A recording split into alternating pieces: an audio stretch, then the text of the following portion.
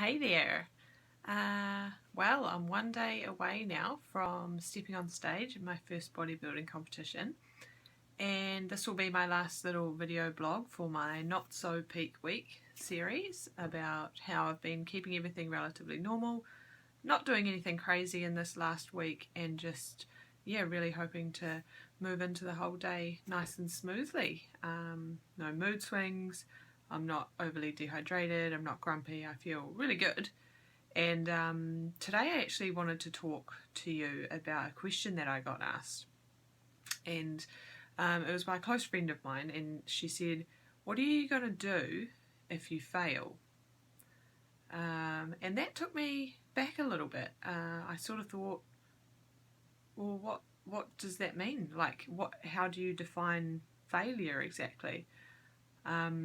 So today's blog is going to be a little bit longer, and I wanted to chat more a little bit about that because I think this can really help a lot of others with their journey. So today I'm actually going to chat about how I train, how I eat, and I'm also going to go over some actual scientific results of how my body's changed over the last 6 months.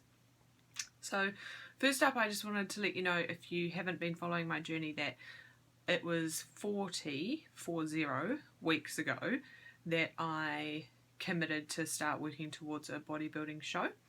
At that time, I didn't know what show I was going to do, what category I was going to do, when the shows were. The dates hadn't even been released yet, but I knew that it was what I wanted to do, and I knew that the majority of competitions in New Zealand are somewhere between July and October, so I knew it was going to be around about that time of the year. Previous to that, I had been eating and training regularly. I had gone through 4 metabolic precision 12-week programs, so this is the program that I teach to my clients as well, and it's all about healthy eating. So you eat all like macronutrients, so carbs, fats and proteins. You don't cut any particular aspect out.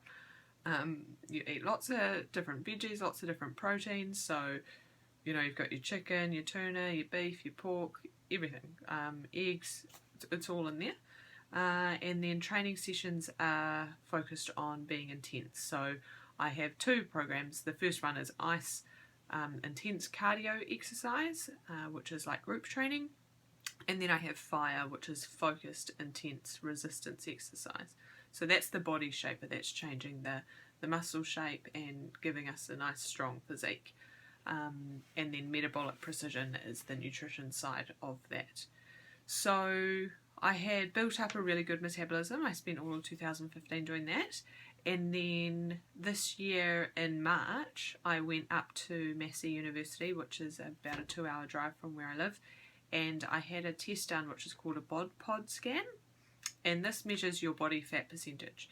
So I wanted to get a really good idea of where I was starting, and I had never been on any journey like this before, so I didn't know what to expect, but I was going to give it my best shot and see what happened. So that happened to be 6 months ago, and 2 days ago I went back and had the scan again and was able to compare the data. So I've actually got both of the sheets here from my first session and from my last one, and I wanted to share some of those results with you. So the 2 main ones for me were just the percentage of body fat that I had and how much that's changed over the period of time, and also wanted to talk about the percentage of lean mass. So that's like everything else that's not body fat, so bones, muscles, organs, all of that kind of thing. So ideally, we want to go on a health and fitness journey that's going to be holistic and healthy and get us to achieve our goals. Now, we know it's a fact, if a human body stops eating, then it's going to get skinny. That's a fact. If the human body stops feeding itself, it'll get skinny. But that doesn't necessarily look very good. And it's not healthy, and if we just stopped eating, we'd all feel pretty crap, we'd probably be really sleepy, we'd have no friends because we'd be really grumpy, and generally life would not be enjoyable. So we don't want to do that. We want to stay as healthy as we can. Now in New Zealand we're really lucky because we've obviously got a beautiful country, and we should really be making the most of all the opportunities that we have. So let's have a look at some of these results. Now the first one is my total weight. So this was taken on the 4th of March. I'm going to show you this because I want you to know that it was really the 4th of March. Where's the date? There it is. So 4th of March 2016. So my total weight was 74 kilos. That was pretty much my normal weight. I usually sat around about there. And then when I went on Wednesday, so let's find the date of that one. So hopefully you can see that, the 24th of August. My total weight was 64.1 kilos. So over that 6-month period, I had lost 9.9 kilos, so pretty much 10 kilos. So that was my first sort of tick that I was going in the right direction. Then the next thing I wanted to look at was my body fat percentage. So during that 6-month period, my body fat percentage had decreased by 5.5%. So that's how much of my body was actually fat, and then I cut 5.5%. So that was awesome. And then the next one to look at is the percentage of lean mass. Now, ideally, you don't want to cut fat and just cut fat, like I was saying before. You want to have a nice muscle structure underneath that so you can hold yourself well, and you can function on a day-to-day living. You know, you can lift your grocery bags without a problem. You can run around the park with your kids with no problem. You want to have a nice muscle structure underneath. So we ideally want that percentage to go up because you want to increase the muscle mass. And my percentage of lean mass did increase by 5.5%. So those are 3 really big ticks for me that I'm doing the right thing and I've done it well.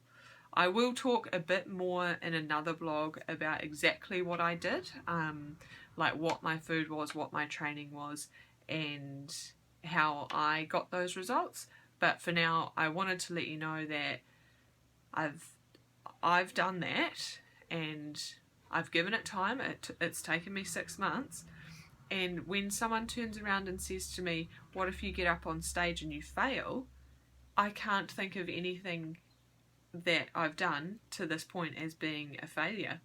If I don't get a place or if I don't get a trophy at the end of the day, that doesn't matter to me because I've just achieved 3 huge things that I'm really, really proud of. And it's quite amazing because it's one of the first times in my life where I can sit with that and go, wow, you set your mind to something, you put in all the effort and you achieved it. And I can sit here and be really proud of what I've done. And I haven't had that feeling before. So to me, everything's a success. I'm already winning. The getting glammed up and hair and makeup done and walking on stage, that's awesome. That's scary for me, but it will be a fun experience. But really it's just the cherry on top because the hard work has already been put in and I can see the results. I can see that I've done well. And yeah, so I guess that's my answer. I haven't failed. I've succeeded and I'm really happy about that. So 1 day out from comp, 1 more sleep, feeling pretty excited. I just want to go out there and celebrate with everyone these great results that I've had. And lastly, just before I go, I will talk a bit more about this in a different blog as well, but I did want to say huge thank you to my support system, major person in my life, who is my husband Roman. He's been there for me the whole way and he has been fantastic. It's really important when you do something like this that you've got someone supporting you the whole way. And yeah, I just want to say a big thank you publicly to him for being there for me. So I will be updating things as the day goes on tomorrow. If you've sent me messages and everything, I really do appreciate it. I try to get back to everyone, but things are a little bit crazy right now, so I'm sorry if I don't get back to you in a timely fashion. I will reach out to you very soon. Thanks for following, guys. I look forward to seeing you all very soon.